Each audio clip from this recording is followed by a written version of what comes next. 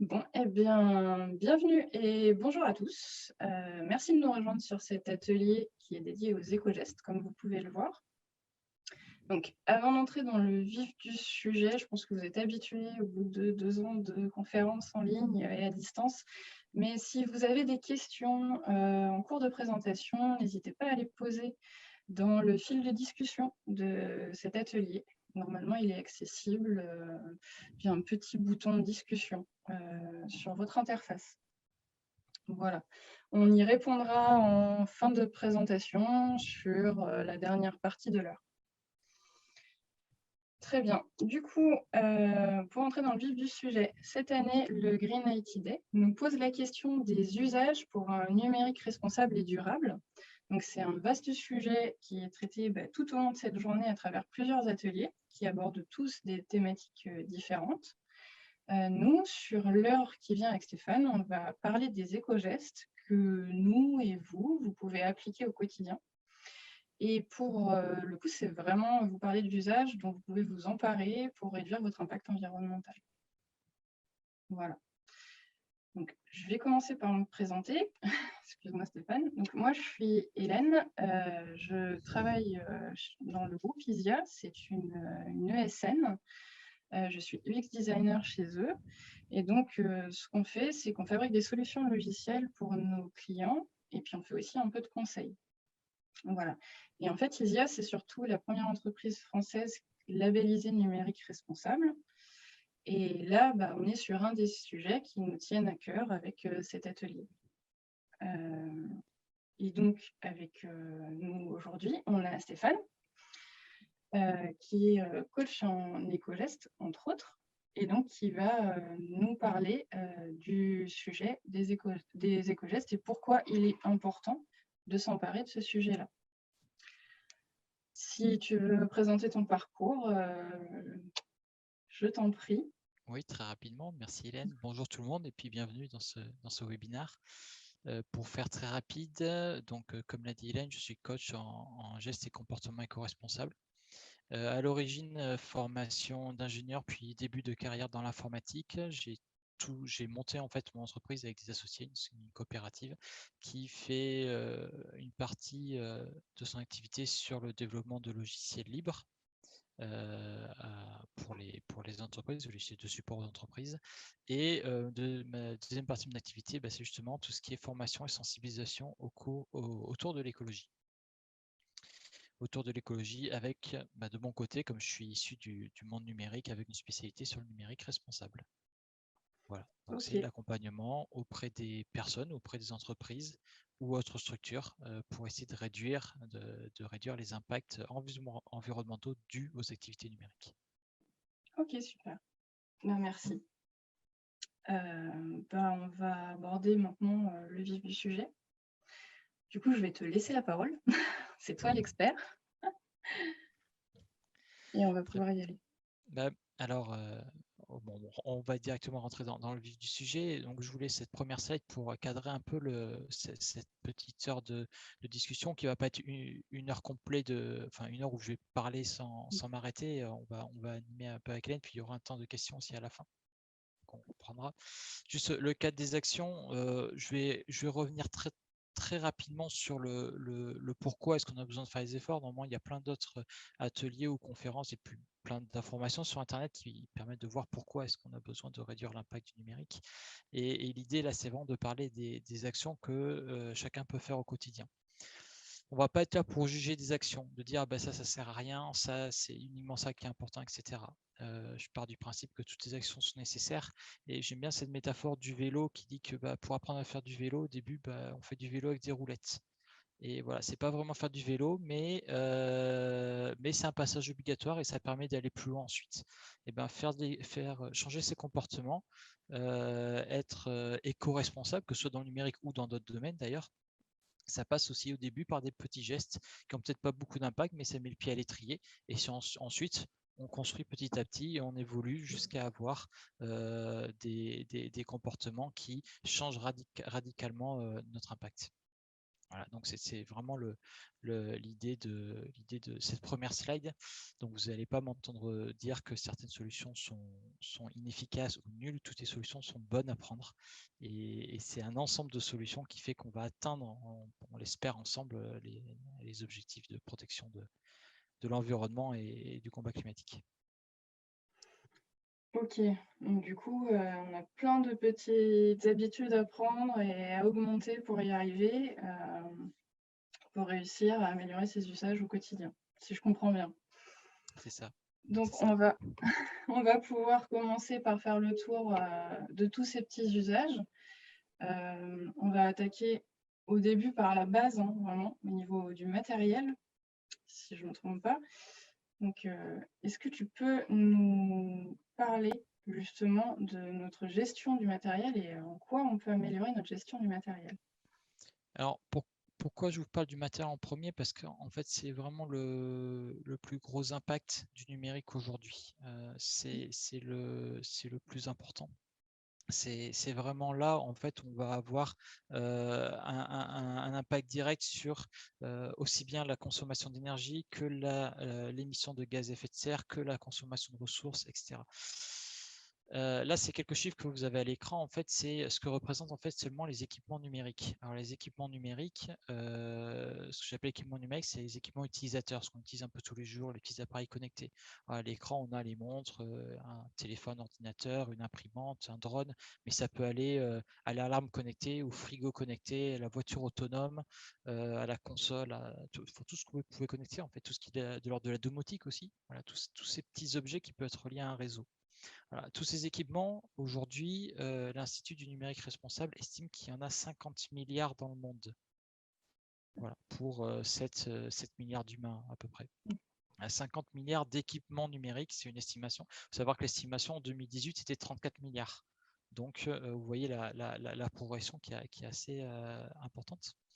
Et forcément, cet effet de masse fait que la, la consommation globale de tous ces équipements est considérable. Et ça représente juste les petits équipements. Pourtant, un téléphone, à la base, ça ne consomme vraiment pas grand-chose.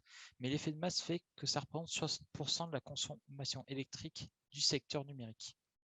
D'accord? Juste pour rappel, le secteur numérique, ça représente aujourd'hui à peu près 5% de la consommation électrique mondiale.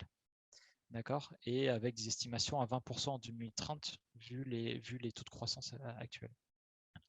De la même manière, cet effet de masse fait qu'on a besoin d'énormément de ressources à extraire pour ces équipements numériques. Donc 76% des ressources sont uniquement pour ces petits équipements.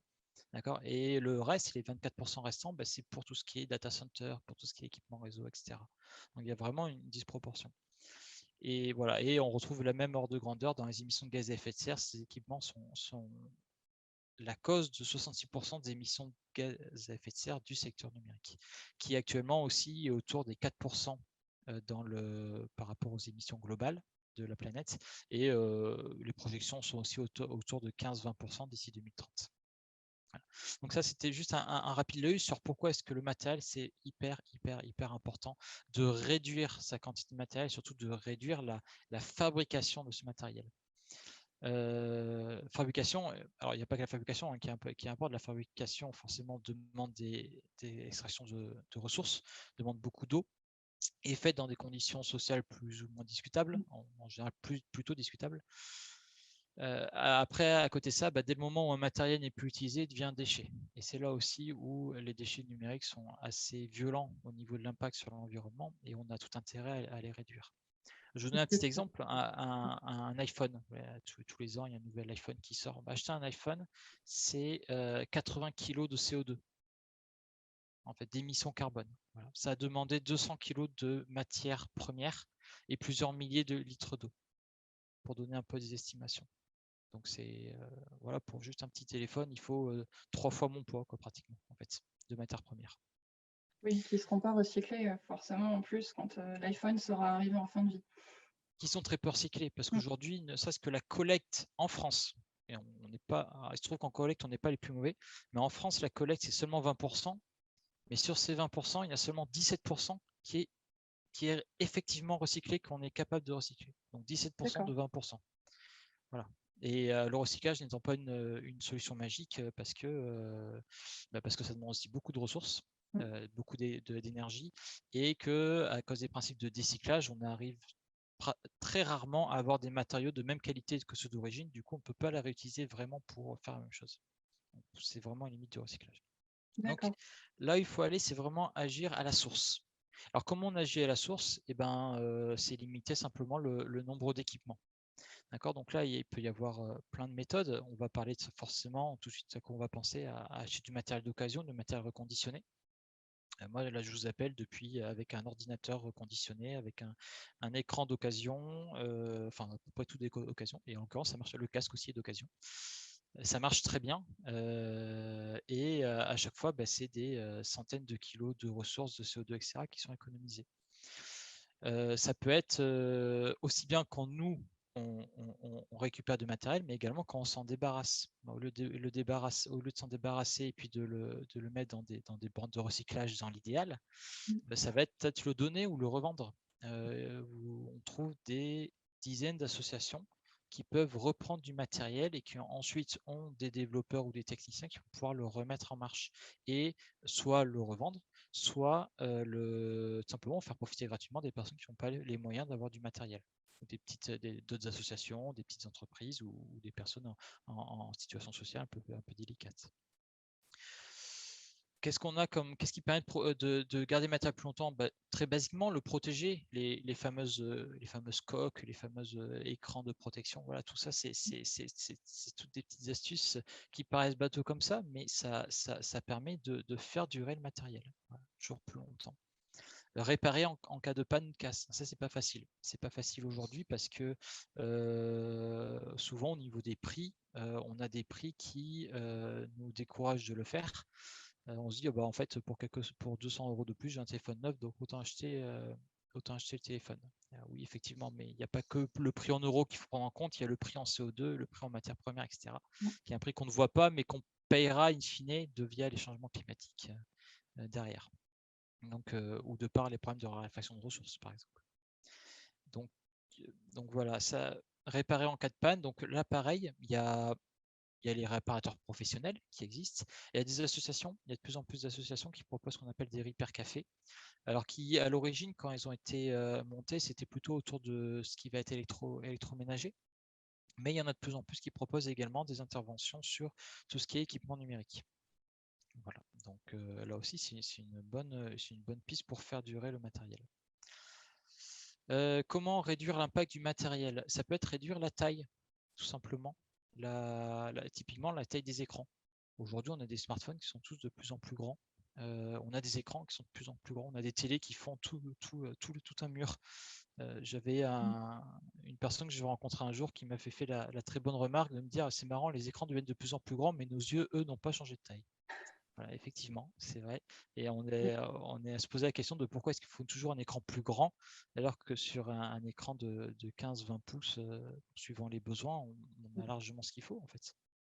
Et en l'occurrence, moi, j'ai pas un grand écran et je vois parfaitement bien Hélène, je vois parfaitement bien le slide, et ça ne m'empêche ni de travailler, ni de communiquer, ni de me divertir quand j'en ai besoin. Donc, réduction de taille des écrans, c'est hyper important. C'est pas seulement important pour la fabrication, c'est également important par rapport à la consommation, puisque c'est l'affichage à l'écran qui demande le plus d'électricité dans le fonctionnement en fait d'un appareil numérique. Ça, avec les parties connexion réseau. Et si je peux terminer sur une dernière astuce qui a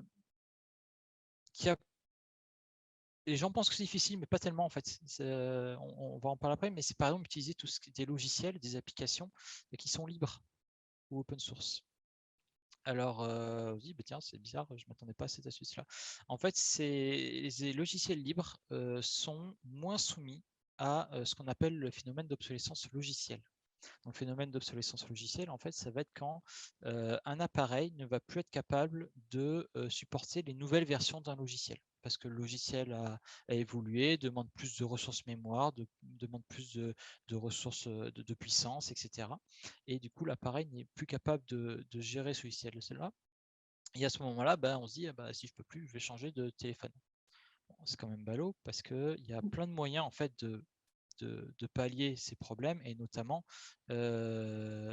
l'utilisation d'applications et de logiciels open source. Alors, on ne peut pas tout trouver, on ne peut pas trouver des alternatives open source pour tout. Typiquement, vos réseaux sociaux préférés, Instagram, TikTok, Facebook, LinkedIn, etc., n'ont pas d'équivalent open source. Mais par contre, on peut trouver des équivalents open source pour tout ce qui est outils utilitaires, tout ce qui est application de calculatrice, de messagerie, de calendrier, de consultation des news, des actualités, de stockage de documents. De visioconférence aussi. Là, Zoom en l'occurrence n'est pas un logiciel libre, mais moi, dans mon travail quotidien, j'utilise un logiciel libre pour le visio qui est aussi bonne qualité, etc. Le logiciel libre a la mauvaise réputation qui date il y a longtemps en fait d'être vraiment quelque chose pour les geeks et quelque chose pour les informaticiens. Et c'est plus du tout le cas maintenant. Les logiciels libres maintenant commencent à être de plus en plus populaires et faciles d'accès à n'importe qui. Typiquement, pour beaucoup d'utilisateurs de Linux pourront vous dire que maintenant pour un seul logiciel, c'est aussi facile que sur Windows. Il suffit de cliquer sur un bouton, cliquer sur installer, puis c'est terminé, on peut l'utiliser. Voilà. Donc ça, c'est vraiment une bonne astuce parce que c'est quelque chose qui est assez connu chez les développeurs de dire quand je veux faire durer un ordinateur plus longtemps, et alors que Windows ne fonctionne plus dessus, c'est simple, je passe sur Linux. Et là, j'en ai pour 5 à 10 ans de plus avec mon ordinateur. Je n'ai pas besoin de le changer. Et alors, j'ai fait ça avec... En tant que UX designer, je peux vous certifier que les logiciels open source maintenant ont une ergonomie tout à fait acceptable, voire parfois mieux que celle des, des logiciels payants qui se mettent à jour toutes les 3 semaines. Voilà, pour être gentil. Tout à fait. Oui, on a aussi des exemples où la qualité a dépassé dans certains cas, effectivement. Voilà, donc c'est très abordable. Hein. Ça peut être utilisé par tout le monde maintenant.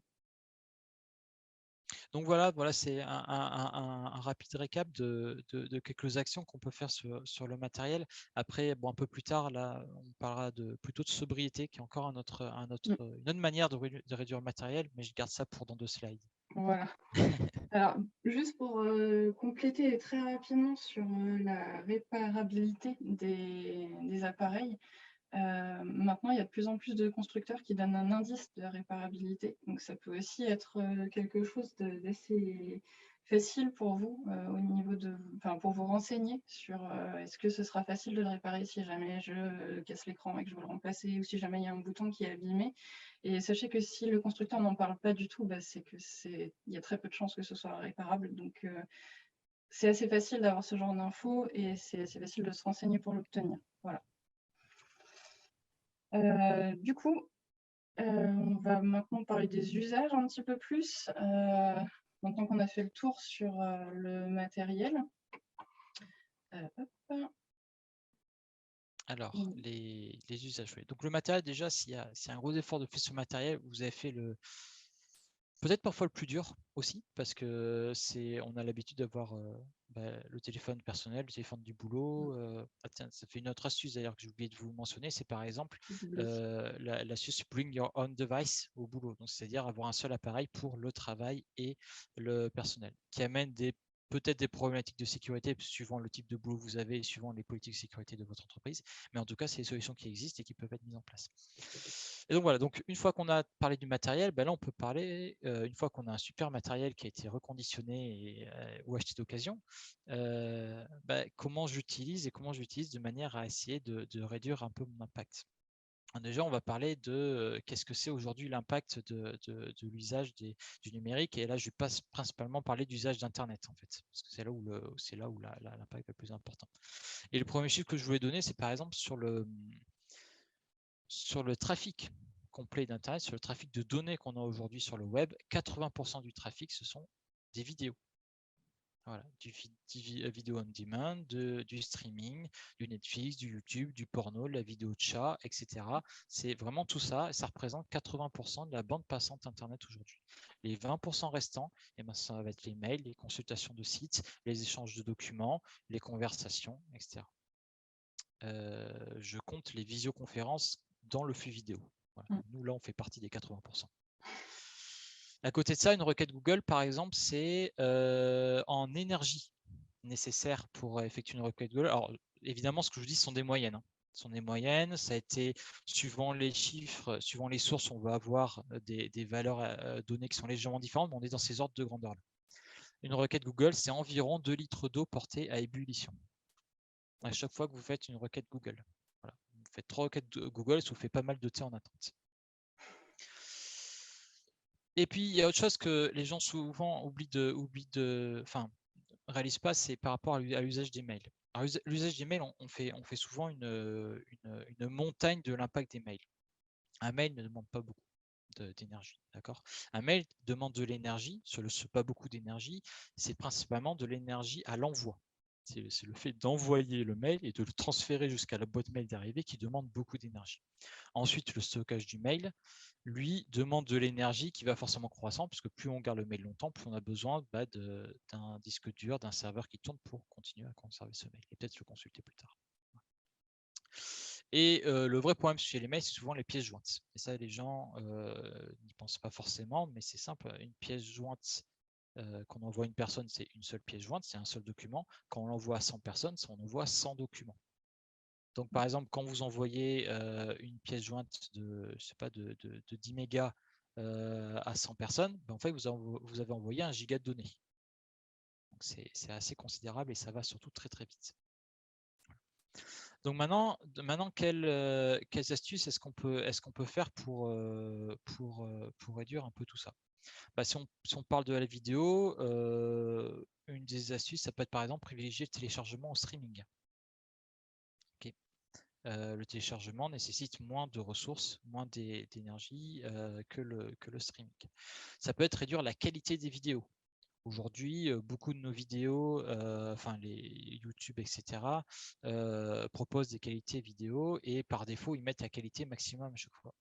Suivant le type de vidéo, une qualité de 480 pixels, ça suffit largement pour visionner correctement la vidéo.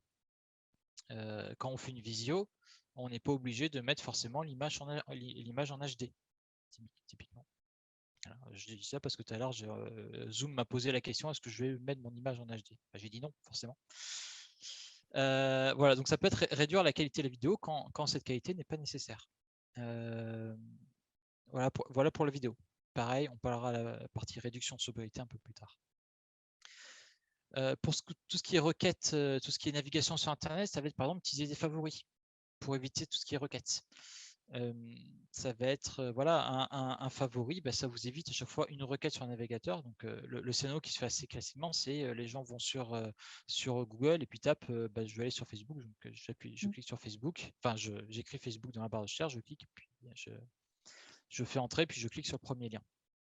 C'est quand même une requête qui est particulièrement inutile.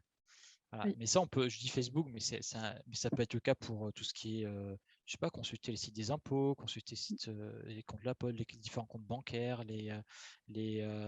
consulter, je sais pas, Wikipédia, aller sur plein d'autres choses. Et donc là, essayer d'utiliser un maximum les favoris à chaque fois, ce sont des économies.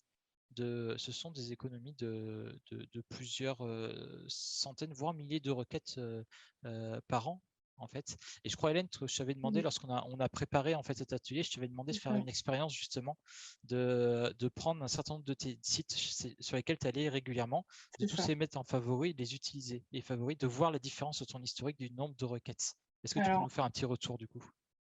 Du coup, j'ai fait cette expérience-là sur un mois au niveau professionnel, donc avec les 10 sites sur lesquels je vais le plus au niveau professionnel. Et c'est vrai qu'en fait, moi, le premier retour, c'est qu'on ne se rend pas compte à quel point on va sur un site, à quel point on y va un nombre de fois incalculable par semaine. Sur une journée, on peut y aller 3, 4, 5, 6 fois. Et du coup, on va avec ce qu'on veut. Moi, par exemple, c'est des sites de banque d'images ou même de réseautage, ce genre de choses avec d'autres UX designers. Et on va chercher l'info qui nous intéresse, on va poser la question qu'on veut poser, et puis on ferme tout et on y retourne 1 heure plus tard ou 2 heures plus tard. Donc ça va très très vite en fait. Et sur un mois et sur les 10 sites que j'avais mis en favori, je crois que c'était plus de 400 occurrences au final sur un mois. où j'ai utilisé mes favoris plus de 400 fois au lieu d'aller retaper en fait. Alors moi, je ne vais pas taper dans Google le site où je veux aller, mais j'utilise Chrome. Et dans Chrome, je pense que certains d'entre vous le savent, mais quand on tape le début de notre URL dans la barre d'URL, Google va faire de l'autocomplétion. Donc c'est de la recherche. À chaque fois que vous tapez un caractère, il recherche. Voilà. Donc c'est une requête par caractère. C'est encore pire que, que de faire une recherche sur un moteur de recherche lambda.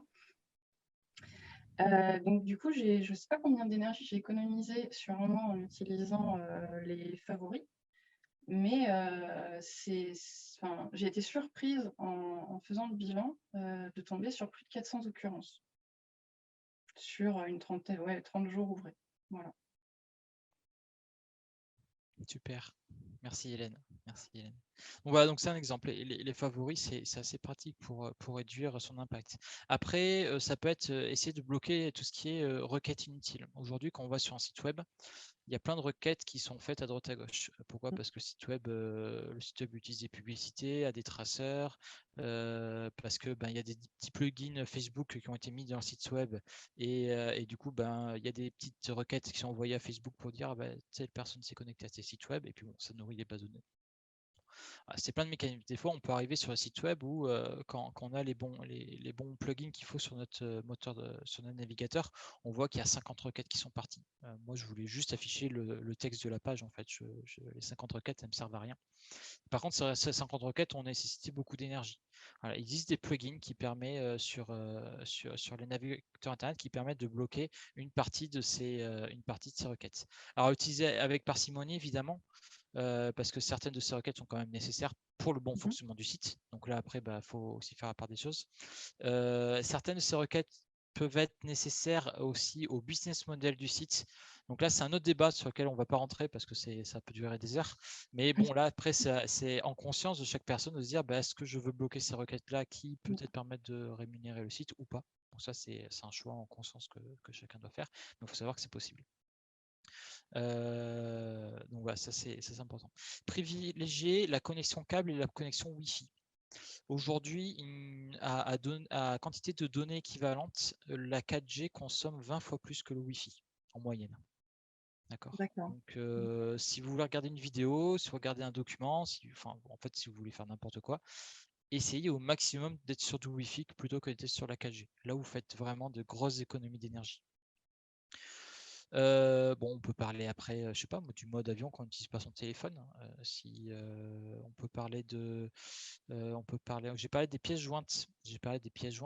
En pièces jointes, on a également tout ce qui est images dans les signatures. Ça, on n'y pense pas, mais beaucoup d'entre nous, je ne vais plus me mettre dedans parce que c'est plus mon cas, mais beaucoup, on a des petites images, des petits logos de notre entreprise quand on a notre signature et qu'on envoie un mail à quelqu'un. Ce logo, c'est une pièce jointe aussi. Et quand on envoie des mails, on envoie cette pièce jointe à tout le monde. Alors on peut se poser la pertinence de le mettre à chaque fois. Bon, que le logo soit là pour le premier contact avec une personne, pourquoi pas? Éventuellement, je veux bien concevoir le principe. Après, des moments où vous conversez souvent avec cette personne, on dit oui, elle sait qui vous êtes, elle sait de quel bois vous êtes. Et puis, il y a un truc magique qui est que dans l'adresse mail des destinataires ou d'expéditeurs, il y a très souvent le nom de votre entreprise aussi.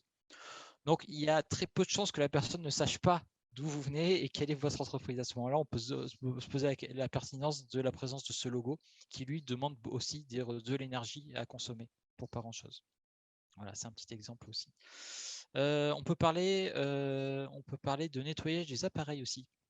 Ne pas avoir des appareils surchargés en mémoire. Parce que quand on a un appareil qui est surchargé en mémoire, il va y avoir deux phénomènes qui vont arriver. Il va y avoir le phénomène de surconsommation. C'est-à-dire quand vous avez un téléphone qui surchauffe. Alors, pourquoi? Parce que un téléphone ou un ordinateur, c'est pareil. Quand il fonctionne, il va avoir besoin d'espace mémoire. Il va d'abord utiliser ce qu'on appelle la mémoire RAM et ensuite il va utiliser le reste de la mémoire si jamais la mémoire RAM n'est pas suffisante. Le problème, c'est le reste de la mémoire, si c'est complètement rempli, là, il ne sait plus quoi faire. Enfin, il ne sait plus quoi faire. Il se débrouille quand même, mais ça va chauffer. En gros, ça va chauffer. Qu'est-ce que ça veut dire derrière? Ça veut dire surconsommation électrique, usage de la batterie plus importante. Et ça veut dire aussi détérioration du matériel plus rapidement, parce qu'un appareil n'est pas fait pour chauffer ou pas fait pour chauffer au-delà d'une certaine durée, une certaine limite. Et s'il chauffe trop, à ce moment-là, il va se détériorer. Donc, on réduit la durée de vie du matériel. Donc, nettoyer, vider son appareil, ça permet à la fois de réduire la consommation à l'instant T, mais ça permet également de rallonger la durée de vie de son matériel. Voilà, donc c'est un autre exemple de petit usage, de petites astuces qu'on peut avoir.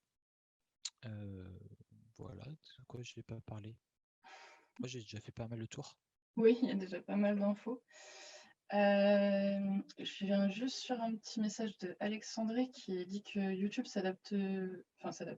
Quand il utilise YouTube sur son téléphone, il lui propose d'office les qualités les plus basses ou des qualités un petit peu plus hautes, mais jamais les qualités les plus grandes. Alors, Super. de mémoire, et si ça n'a pas changé, il me semble que l'application YouTube, mobile en tout cas, s'adapte au débit qui est à votre disposition. Donc même en Wi-Fi, si votre débit Internet n'est pas fibre, par exemple, ou est un petit peu surchargé parce que vous êtes plusieurs à l'utiliser, c'est normal que l'application vous propose une vidéo qui n'est pas de la meilleure qualité. Après, en mobile, moi non plus, j'ai jamais les vidéos à 720 pixels. Ça, c'est sur un ordinateur qui me le propose d'office. Excellent, très bon témoignage. Merci pour ce partage. Voilà, c'est purement, pour le coup, là, c'est purement de l'expérience utilisateur. Il faut savoir que bon, YouTube appartient à Google. Google, ils ont les moyens de faire de la recherche utilisateur. Pour ne pas frustrer leurs utilisateurs, ils proposent que les vidéos se lancent le plus rapidement possible au détriment de la qualité. Voilà. Pour pas qu'il y ait une attente surchargée. Et d'ailleurs, il y a un partage très intéressant de Romaric qui nous dit que le mail en texte brut, sur un petit message, on peut diviser par 6 la taille du mail par rapport à un mail en HTML. Donc voilà. Tout à fait. C'est bien. Tout à fait, Merci bien pour sûr. vos participations et vos partages à tous. Et du coup, je pense qu'on a fait à peu près le tour sur les usages numériques. On va peut-être passer justement à la sobriété. Tu nous l'as teasé depuis 2 slides. Donc on va y aller. Alors, quand tu dis faire le tour, on est d'accord que ma Ah, liste, oui. tout ce que je dis, n'est pas du tout exhaustif. Hein. On est d'accord. Là, justement, on a peut-être un participant qui nous a donné une autre astuce, le texte brut, et des astuces comme ça, il en existe plein. Bon, on n'a que 45 minutes, donc Oui. j'essaie de réduire, mais oui, tout à fait, il y a plein de choses.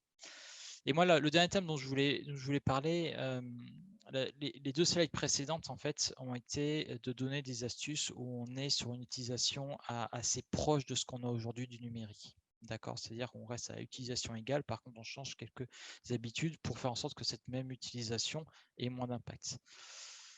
Maintenant, au-delà de ça, moi, ce que je vais prôner aussi comme message, c'est aussi de changer son utilisation et de se poser la question, est-ce que c'est toujours la bonne idée de numériser en fait les activités? Est-ce qu'on n'aurait pas intérêt, par exemple, à aller, alors je vais pas aller dire découvrir, mais peut-être revenir à des astuces low-tech. Est-ce qu'on a besoin d'une application pour faire sa liste des courses? Est-ce qu'une simple vieille enveloppe de la poste, ça suffit pas? Est-ce qu'on a besoin, enfin, je pourrais trouver plein d'exemples comme ça. Voilà, donc c'est vraiment la question de se dire, est-ce qu'au moment, on ne peut pas juste dénumériser? Il y a ce fameux symptôme d'overdose de Zoom là, pendant les différents confinements où les gens en avaient marre d'être derrière un écran, ils voulaient le contact humain, tout simplement.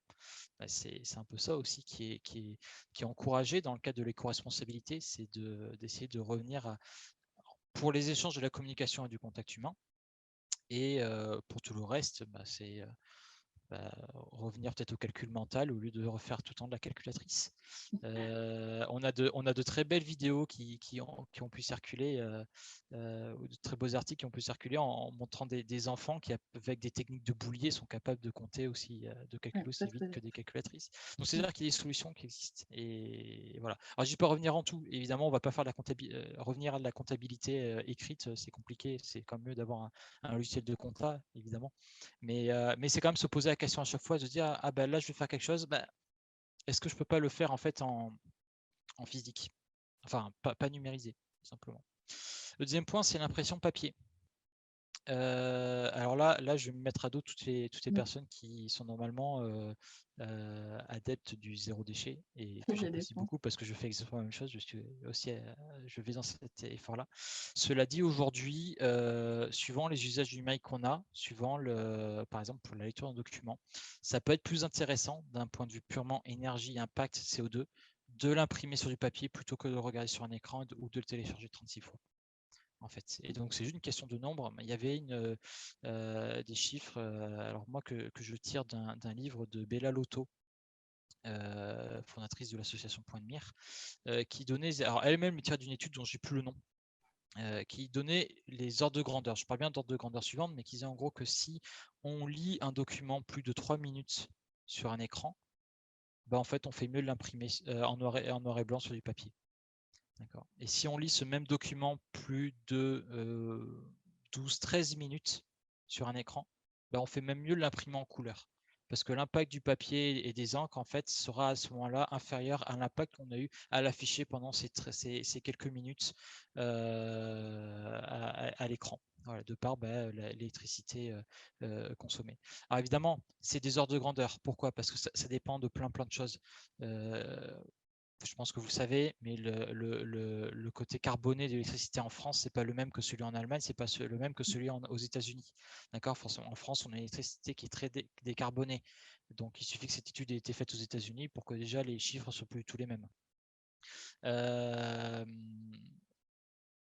Au-delà de ça, ça dépend de la taille de l'écran.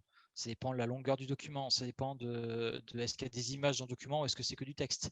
Voilà, ça dépend de plein de choses. Mais moi, ce que je veux retenir, ce que je vous transmets, c'est en fait les ordres de grandeur. C'est-à-dire que moi, quand on m'a parlé de cet écart, de cette limite où là, ça serait plus intéressant d'imprimer, je me disais que ça allait se compter en nombre d'heures. Il faut que je lise un document pendant 7 heures sur ordinateur pour qu'en fait, ça vaille le coup de l'imprimer. Bah non, en fait, ça se compte en minutes. Et c'est là en fait où on se dit, bah, en fait, imprimer, c'est peut-être pas si mal. Bon, évidemment, tant qu'à faire, imprimer avec du papier recyclé et recyclable, imprimer avec des encres les plus écologiques possibles. Aujourd'hui, il y a des polices d'écriture qui sont des polices d'écriture écologiques, donc c'est-à-dire qui réduisent le nombre de pixels noirs afin d'utiliser le moins d'encre possible. Donc il y a aussi des méthodes pour réduire l'impact de l'impression papier. Et voilà. Et ça, c'est vrai que c'est difficile à entendre, surtout que ça fait à peu près, je sais pas, 15-20 ans. Bon, à l'époque, j'étais pas dans le monde du travail, donc là, je transmets ce qu'on m'a moi-même transmis. Mais qu'on nous dit qu'il faut arrêter d'imprimer, qu'il faut tout numériser en permanence. Et bah, c'est peut-être pas tout le temps le cas. Voilà. Donc là, il y a aussi une réflexion à apporter là-dessus. Troisième point, c'est. Pardon? Ça fait surtout appel à notre bon sens, en fait, parce que ça dépend, est-ce que ce document-là, il va être stocké ou pas? Est-ce que c'est juste de la lecture pour de la prise de connaissance et après on n'en parle plus? Enfin, voilà, c'est vraiment réfléchissez à l'usage que vous allez en faire, parce que c'est pareil, si vous imprimez et que derrière le document, vous le stockez toujours sur du cloud ou quelque part et que vous ne l'utilisez pas, Tout à fait. voilà. Donc, ou que vous continuez à utiliser votre PC pendant que vous êtes en train de lire sur du papier, bon, ça fait surtout vraiment appel à notre bon sens. Voilà. Bien sûr. J'avais une très bonne remarque d'une archiviste en fait qui m'a dit oui, mais vous vous rendez compte si on devait tout réimprimer, la quantité de données et le nombre de bibliothèques qu'il faudrait. Je dis bah oui, mais c'est pas ça non plus bien sûr la solution, mais c'est au moins se poser la question. Après on parlait accès physique aux services publics et les entreprises. Aujourd'hui il y a une volonté de numériser tout ce qui est service public. C'est à la fois très bien et c'est à la fois peut-être aussi très mauvais. Et du coup, il y a peut-être une balance à faire entre les deux, à laquelle je n'ai pas la solution. Je sais que des personnes se penchent sur ce sujet, de se dire à quel point est-ce qu'on numérise un service public. Savoir que numériser, ça donne aussi accès à plein de personnes, mais ça en exclut aussi. Et là, par exemple, je vais directement aller sur l'argent liquide. Où, par exemple, donc là, derrière le message en liquide, c'est dit, à un moment, c'est peut-être aussi plus écologique d'utiliser l'argent liquide plutôt que l'argent numérique, de payer avec son téléphone. Pareil, ça, c'est une question à se poser. Il n'y a pas de réponse définitive. Mais par exemple, pour revenir à cette histoire d'accès aux services et au lien avec l'argent, on a l'exemple de la Suède qui est en train de revenir en arrière. La Suède, il y a quelques années, avait comme objectif de numériser 100% les transferts d'argent. Voilà, il ne fallait plus qu'il y ait d'argent liquide en Suède. Il y a 1 an, 2 ans, je ne sais plus, il y a pas si longtemps que ça, le gouvernement a fait marche arrière parce qu'en fait, ils se sont rendus compte qu'ils excluaient de facto une grosse partie de la population qui simplement n'était pas sensibilisée au numérique. voilà, toutes les personnes âgées, toutes les personnes qui n'ont pas grandi avec l'ordinateur, toutes ces personnes-là, dès qu'on leur parle de services publics sur Internet, dès qu'on leur parle d'argent et d'applications pour payer, elles sont perdues. Et du coup, c'est un vrai facteur d'exclusion sociale. Pour lequel il y a peut-être plein de solutions, mais en attendant, c'est une problématique qui existe. Voilà. Et donc là, je ne vais pas donner de réponse tranchée là-dessus, juste que la question se pose, en fait, et parce que l'argent liquide, il faut quand même le produire, il faut fabriquer les pièces, il faut fabriquer les billets, il faut les stocker, il faut les transporter, il faut les détruire à un moment aussi. Donc ça aussi, ça demande de l'énergie, ça demande des ressources. Voilà, donc c'est un équilibre sur lequel, en théorie, il faut réfléchir. C'est plus des questions de société, mais dans lesquelles il faut avoir conscience. C'est exactement comme le papier, en fait, l'impression papier aussi, hein, ça dépend de nous, de l'usage qu'on en fait. Si on va payer notre baguette avec notre téléphone tous les jours, derrière, il y a plein de transactions en fait, qui se passent quand vous mettez votre téléphone sur le terminal. Ça consomme de l'énergie. Est-ce que ce serait pas mieux de sortir votre ferraille de votre poche pour payer votre baguette? Tout à fait. Voilà. Sur ces sujets-là, en fait, oui, c'est peut-être plus facile de sortir son téléphone parce qu'en plus, ça fait classe, puis c'est nouveau, puis on a envie de tester, puis on a pris l'habitude. Mais c'est aussi assez facile de se poser la question et de se dire, finalement, c'est peut-être pas si utile que ça. C'est ça. Et donc, pour conclure, c'est simplement de dire qu'il y a plein de choses qu'on faisait avant l'arrivée des ordinateurs. Se divertir, se cultiver, communiquer, partager, calculer, travailler. On pouvait le faire avant les ordinateurs. Les ordinateurs nous ont donné une capacité de faire ça avec beaucoup plus de puissance, avec plus de rapidité. Mais ça ne veut pas dire qu'on n'est pas capable pour certaines de ces activités, de le faire d'une manière tout aussi satisfaisante. Et c'est là la question derrière la sobriété et le principe de se dénumériser, c'est de se dire est-ce que ça, au final, je ne peux pas trouver le même plaisir à le faire ou la même efficacité, mais sans mon ordinateur et sans mon téléphone. C'est ça. Voilà. Bon, je pense qu'on va s'arrêter là-dessus. C'est un bien grand mot, mais en tout cas, je vois que l'heure défile, il est déjà 16h15. Donc, ce que je vous propose, c'est qu'on passe donc à un petit écran de recap. Donc là, c'est tous les thèmes que Stéphane a abordés pendant cette présentation.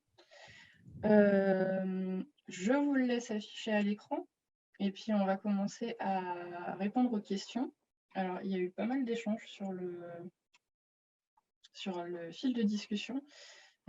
Ça a pas mal fait réagir cette histoire de stockage, de lecture sur papier. On va reprendre depuis le début. Oui, il y a eu 2 fois où on a demandé les sources des chiffres mentionnés. Alors la première, c'était sur la première partie, donc sur le matériel. Est-ce que tu aurais des sources ou des noms de livres en tête où tu Alors, il trouvais y a, ces chiffres-là? il y a, il y a plusieurs livres. Je vais plutôt nommer les différents auteurs, parce que moi mes Oui. connaissances, tous les chiffres que je sors, ça va sortir de différents rapports, différentes lectures. Donc, mes sources principales, ça va être des rapports de l'ADEME, des rapports de Greenetti, de l'Alliance Greenetti, des rapports du groupe Éco-Info du CNRS, et des rapports du Shift Project. Voilà, c'est vrai que ce sont 4 sources que j'utilise beaucoup. Au-delà de ça, il y a des livres de différents auteurs sur la question du numérique responsable. Voilà, j'ai parlé de Bellalo tout à l'heure, Frédéric Bordage, l'un des fondateurs de l'Alliance Greenetti. Bon, il y en a plein d'autres. Voilà, mais évidemment, tout ce que je dis, heureusement, je ne l'ai pas sorti de nulle part. Mais oui, mais c'est principalement là, c'est les sources que j'utilise. Ouais. D'accord. Et sur un autre sujet, il y a Corinne qui s'intéresse sur l'open source et la cybersécurité. Est-ce que c'est vraiment sécurisé d'utiliser des logiciels open source? Eh bien, contrairement à la croyance populaire, oui, en fait, on se rend compte que c'est même potentiellement beaucoup plus sécurisé. Alors on peut se dire, mais c'est quand même bizarre, parce que si c'est open source, c'est-à-dire qu'on a accès au code, donc potentiellement on peut trouver les failles de code. Oui, mais si des hackers peuvent trouver les failles de code, n'importe qui d'autre peut les trouver et améliorer au fur et à mesure le logiciel. Le fait que ce soit open source, en fait, ce qui est bien aussi, c'est que ça permet de s'assurer du contenu du code et que le logiciel qu'on utilise, il n'y a pas de petits codes cachés, de petits trucs qu'on n'a pas envie de voir. Aujourd'hui, quand vous utilisez Google, vous avez décidé de faire confiance à Google, mais vous ne savez pas du tout ce qu'ils font en soi derrière. Quand vous faites confiance à n'importe quel logiciel propriétaire, je ne sais pas s'il y a des entrepreneurs qui utilisent Airtable, Notion, s'il y a des personnes qui utilisent des logiciels comme Ciel, de la comptabilité, etc. Et en plus, c'est des logiciels qui sont connectés. Vous avez décidé de faire confiance à ces personnes. Je ne dis pas qu'il ne faut pas faire confiance. Globalement, je suis pour le principe de confiance, évidemment. Derrière, il y a aussi des CGU et des réglementations qui sont normalement censées réguler ce qu'ils font de ces données, mais ça reste de la confiance. Quand on est sur un logiciel open source libre, on est au-delà de la confiance, c'est-à-dire qu'on peut réellement vérifier. Alors bien, il faut avoir les compétences nécessaires, il faut avoir les développeurs qui sont là pour le faire, mais on a la possibilité de vraiment s'assurer que le code est solide, qu'il n'y a pas de faille de sécurité dans le code. Je vous donne un exemple très simple, et je crois que cet exemple, en plus, je le tire de la journée Green IT Day de l'année dernière, où il y avait un intervenant de la gendarmerie qui expliquait qu'en l'occurrence aujourd'hui, alors je ne sais plus si c'est 100%, mais si c'était pas 100%, c'était pas loin. 100% des logiciels de la gendarmerie nationale en France sont des logiciels open source, sont des logiciels libres en fait. Pourquoi? Parce qu'à un moment, la gendarmerie s'est dit c'est plus possible d'utiliser des logiciels propriétaires sur lesquels on ne connaît pas du tout le processus de code derrière parce qu'on a des données qui sont trop sensibles. Ouais. Et du coup, on va nous-mêmes avoir nos propres logiciels on va mettre le nez dans le code, on va voir ce qui se passe, on va fixer les failles s'il y en a, et au moins on est se mettre à 100% de notre logiciel. Voilà. Et donc je pense que la gendarmerie nationale, c'est un assez bon exemple. C'est pas trop le genre de structure qui va faire mumuse avec la sécurité. Et c'est un exemple assez concret de pourquoi l'open source peut être autant, voire plus sécurisé que le logiciel propriétaire. D'accord. Moi, j'ajouterais même quelque chose en plus, même si c'était pas dans la question, mais sur plein de petites applications web que vous pouvez trouver, je pense notamment à Doodle, ce genre d'application. Derrière, il y a un propriétaire de l'application qui va récupérer vos données. Alors, ça fait peur dit comme ça, mais toutes les données que vous leur donnez, ils peuvent les exploiter. Et c'est comme ça qu'on se retrouve avec des listes d'emails qui partent, qui sont achetés par d'autres sociétés, et qu'on se retrouve, nous, avec des spams dans nos boîtes mail, alors qu'on a, à notre sens, on n'a jamais donné notre mail à des sociétés commerciales X ou Y. Il y a aussi des applications web, entre guillemets, oui, libres de droit, qui sont beaucoup plus respectueuses de ce côté-là, beaucoup plus vertueuses, et qui, je reste sur l'exemple d'une application type Doodle, donc, qui vont effacer vos données au bout de 3 mois ou d'1 an. Donc, c'est des données en plus qui ne sont pas stockées sur des serveurs et qui ne consomment pas d'énergie. Voilà. Une fois qu'elles sont supprimées, oui. Oui, quand elles sont supprimées, oui, oui. Mais bon, en l'occurrence, sur les applications propriétaires, ces données-là, on ne les a pas. On ne sait pas si combien de temps elles sont conservées, ni où, si elles sont dupliquées, si elles sont revendues. Voilà. Donc, n'hésitez pas à faire vos propres recherches pour trouver des logiciels open source ou des applications web qui sont un peu plus libres, un peu plus ouvertes. Alors, qu'est-ce qu'on avait d'autre? Après, il y a eu beaucoup de réactions oui, sur, sur le papier, les écrans, le stockage. Il y a eu pas mal d'échanges entre les... Je vois qu'il y a une question sur les alternatives au moteur de recherche hors Google. Oui, en effet. Alors, il y a quelques années, moi, je sais que j'ai commencé à m'intéresser aux autres moteurs de recherche autour de 2013-2014. À cette époque-là, c'est vrai que c'était compliqué d'avoir un moteur de recherche qui était aussi efficace que Google. Moi, j'avais pu essayer Quant, DuckDuckGo, et c'est vrai que très souvent, je retournais voir sur Google pour trouver mes résultats. Et heureusement, maintenant, c'est plus du tout le cas. Il y a beaucoup de moteurs de recherche qui ont la même qualité. Alors, qui ont presque la même qualité que Google. Parce qu'il faut quand même reconnaître ce qui est. Google, ça reste en termes de résultats de recherche le meilleur. C'est d'accord. Mais à un moment, est-ce qu'on a tout le temps besoin du meilleur pour nos recherches? Je veux dire, si on est des gens comme moi du commun, on ne fait pas des recherches hyper précises sur des sujets hyper pointus, etc. Souvent, c'est quelle est la recette pour ce soir ou quels sont les billets de spectacle pour aller voir tel humoriste. J'exagère, je caricature, mais c'est des requêtes relativement simples. Et à ce moment-là, aujourd'hui, pratiquement tous les autres moteurs de recherche proposent exactement la même qualité que Google et sont bons. Donc là, j'ai cité Quant, DuckDuckGo. Donc Quant, c'est français. Oh, ça n'a pas été racheté, j'ai un doute. Je n'ai pas trop suivi cette histoire. Mais bon, à l'origine, c'était français en tout cas. DuckDuckGo.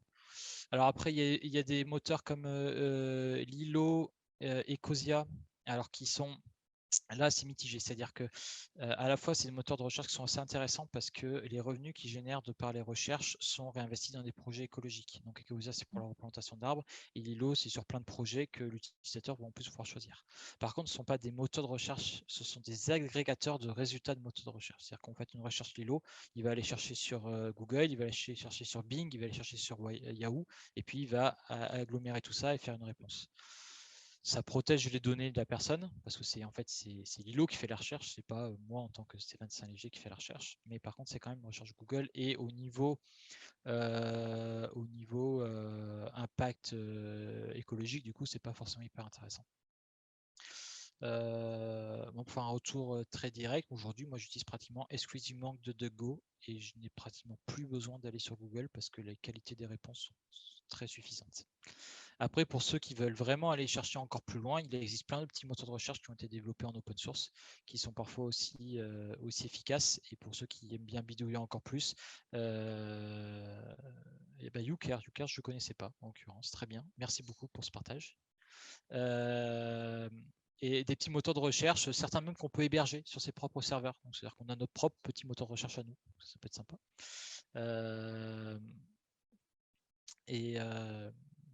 Et voilà, donc il y a plein d'autres solutions, il suffit de chercher un petit peu, mais il y a plein d'articles qui documentent ça de manière claire et ils sont tous aussi faciles à utiliser que Google.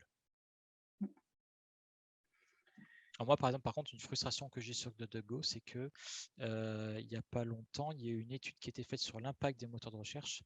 Et aussi bien DuckDuckGo est aujourd'hui l'un des meilleurs moteurs de recherche pour protéger les données personnelles. Par contre, c'est aussi celui où la requête coûte le plus en énergie. D'accord. Une grosse frustration de mon côté. Après, ça dépend de ce que vous recherchez. Moi, je sais qu'au niveau de l'entreprise, on a encouragé les gens à utiliser Ecosia parce que derrière, il y avait, en effet, comme ça va récupérer des réponses un peu partout, on est sûr de trouver ce qu'on cherche assez facilement. Et derrière, on est aussi sûr qu'ils reversent une partie de leurs bénéfices sur des projets qui nous tenaient à cœur. Mais encore une fois, c'est très personnel ou c'est très politique si c'est une société, une entreprise qui prend la décision. Voilà, donc à vous de faire vos petites recherches et de trouver celui qui vous correspond et qui correspond à vos valeurs. Voilà. Alors, il est 16h25, il nous reste 5 minutes. Je ne sais pas si on a vraiment le temps de prendre une autre question. De toute façon, je pense qu'on a répondu au maximum. Il y a 2 autres questions côté Oui, c'est vrai. Existe-t-il comme pour téléphone un moyen de bloquer l'usage de nos mails? À ma connaissance, non. Il y a toujours l'histoire de quand on se désabonne du newsletter de dire, plusieurs, pas tous, mais plusieurs proposent l'option de dire je veux plus que vous m'envoyez une mail, quel que soit le type de contenu de mail. Mais je ne connais pas de logiciel qui permette de faire ça. D'accord. D'ailleurs, j'avais vu passer très rapidement une question aussi. En gros, est-ce que c'était vraiment est-ce qu'on gagnait à trier nos mails vu le temps qu'on passait dessus à le faire? Voilà. Donc, il me semble que c'était ça à peu près le sens de la question. On peut essayer de finir là-dessus. Je vais vous dire, ça dépend de la quantité de mails que vous avez. C'est ça. Là, franchement, je sais pas.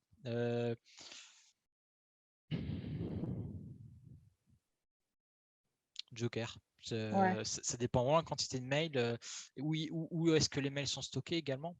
Si vous avez 200 000 mails qui sont stockés sur un serveur, c'est sûr que sur les 200 000 mails, je suis sûr qu'on peut très rapidement, avec quelques filtres bien choisis, 200 000, je dis n'importe quoi, mais sur plusieurs milliers de mails, avec quelques filtres bien choisis, je suis sûr que vous pouvez en supprimer à la masse, sans aucun problème.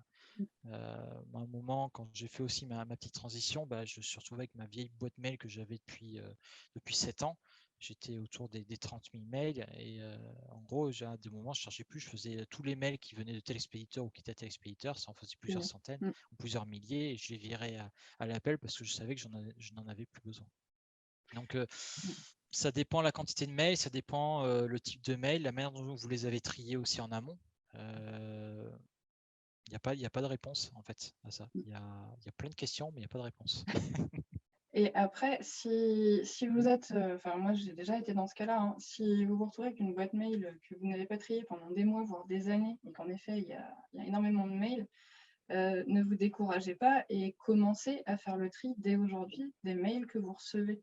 Comme ça évitera d'accumuler encore plus. Et puis le jour où vous avez le temps, vous faites vos filtres, vous faites vos recherches, vous supprimez ce qui ne vous sert plus. Voilà. Donc, le mieux, hein, c'est d'avoir une boîte mail vide. Ça veut dire que normalement, tout est traité et qu'il n'y a plus de problème. Voilà. Bon, je pense qu'on va clôturer dessus, à moins que tu aies peut-être un dernier mot ou des derniers tips à nous partager. Pour conclure, moi je dirais que tout ce que j'ai donné comme tips, comme astuces, c'est tout ce qu'on peut faire vraiment à notre niveau, qui ne demande aucune connaissance technique en informatique. Très peu, et en tout cas le très peu, il y a tout ce qu'il faut en tutoriel sur internet. Tutoriel à chercher avec les bons moteurs de recherche évidemment. Et donc voilà, donc c'est vraiment uniquement une question de changement d'habitude. Et ce changement d'habitude, comme n'importe quel changement d'habitude, ça prend un peu de temps au début. Et puis plus on y va, moins ça prend de temps et maintenant c'est naturel. Toutes ces choses qui, pour certains, peuvent paraître parfois hyper compliquées, pour moi maintenant c'est des usages qui sont complètement naturels. Et à la limite, ça me demande un effort de revenir à mes anciennes pratiques avant. Donc c'est là où j'ai la conviction que j'ai réussi à faire ce changement-là. Voilà. Et le conseil habituel qu'on donne à toute personne qui veut faire sa transition écologique, tout domaine confondu, c'est d'y aller par petits pas. Oui, Voilà. Vous ne vous dites pas dès demain que vous allez faire tout ce qu'il y a sur tout le contenu de cette slide-là, parce que je vous tease, vous n'y arriverez pas. Voilà, allez-y petit à petit, et puis ça sera beaucoup plus facile, et puis en plus vous en retirerez une satisfaction au fur et à mesure, quoi, sur plus long terme. Super. Voilà. Merci beaucoup, Stéphane, pour toutes ces informations que tu nous as partagées. Merci, Hélène. Merci à vous tous, les participants, d'avoir assisté à cet atelier. Je vais quand même finir rapidement. N'oubliez pas que le Green IT Day, c'est pas encore terminé. Il y a encore 3 ateliers qui vont commencer dans une demi-heure. C'est aussi des ateliers auxquels vous pouvez assister en ligne. Donc, ils commencent tous les 3 à 17 h. Il y a un atelier intitulé « L'important levier de la chaîne numérique responsable ». Il y a un autre atelier qui est « L'IA est-elle compatible avec le numérique responsable et durable ?» Et il y a un atelier sur le design responsable. Voilà. Donc, si vous n'y êtes pas encore inscrit et qu'il y a l'un des sujets qui vous intéresse, vous avez une demi-heure pour vous inscrire, faire une pause et y retourner. Voilà. Et ensuite, avant de vous libérer, je tenais aussi à remercier donc, nos sponsors, EDF ISIA et OVA, et puis aussi tous nos partenaires qui nous permettent en fait de vous proposer tous ces contenus-là à travers cette journée de Green IT Day. Voilà. Alors, Merci Hélène, à tous. est-ce que je peux conclure sur un dernier chiffre? Vas-y. On a été pendant 1h20 participants à cette visio, donc on a à peu près émis 1,2 kg de CO2. D'accord. Bon, voilà. On va aller planter des arbres. Pendant 7 heures. C'est une petite idée. Merci. Oui, ça Merci beaucoup. Merci à tout le monde pour votre participation et votre écoute. Merci et bonne journée à tous. Au revoir. Au revoir.